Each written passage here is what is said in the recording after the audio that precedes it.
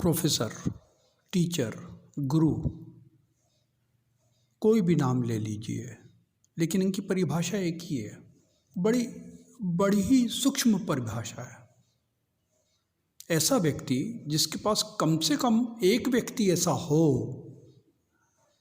जो उससे कुछ गुर लेने को तैयार हो, उससे कुछ शिक्षा लेने को तैयार हो। मतलब ऐसा व्यक्ति जिसके पास कम से कम एक स्टूडेंट हो, एक शिष्य हो।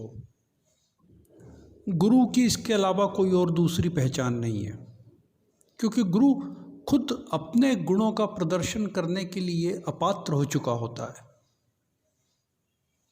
अब उसके सारे गुणों का प्रदर्शन किसी और के माध्यम से जाहिर हो सके, यही उसका गुरुत्व है।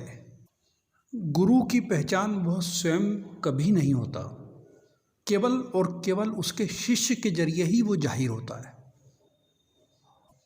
कभी कभी कोई अद्भुत प्रज्ञा, विजडम या बुद्धि का छात्र मिल जाता है तो हम जरूर उससे ये पूछते हैं कि वही किसके शिष्य हो, तुम्हारा गुरु कौन है।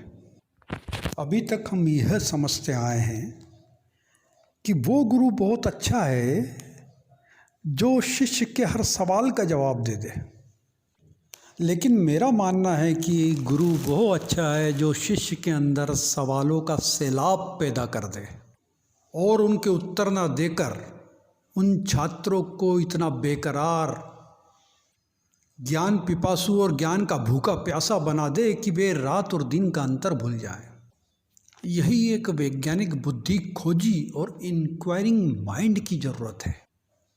इस सिलसिले में एक वाक्य मुझे याद आता है। हमारे देश में एक वैज्ञानिक राष्ट्रपति हुए और जब वे राष्ट्रपति हो गए तो अपने शिक्षक से मिलने के लिए मैसूर गए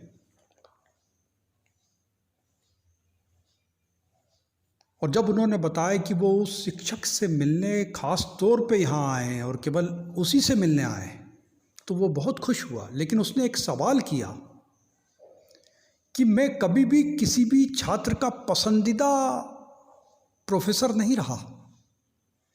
क्यों? क्योंकि मैंने कभी किसी सवाल का जवाब ही नहीं दिया, मैं उत्तर देता ही नहीं था। यह सुनकर राष्ट्रपति बोले, आपकी इसी बात ने आज मुझे राष्ट्रपति के पद तक पहुंचा दिया। यदि इस प्यास को, इन सवालों को जो आपने पैदा किए थे, यदि उत्तर भी आप ही दे देते तो मेरी यात्रा, मेरी जर्नी, मेरी खोज अधूरी रह जाती और मैं खुद अधूरा रह जाता और ख़त्म हो जाता। आज मैं उसी गुरु को प्रणाम करने आया हूँ जिसने मेरे अंदर की प्यास को जीवित रखा और मेरी इनर पोटेंशियलिटी को, मेरी आंतरिक संभावनाओं को प्रकट होने दिया, जिसने इस बात से कोई समझौता, मुरव्वत या रहम नहीं किया कि मेरे हिस्से का काम मैं करूं।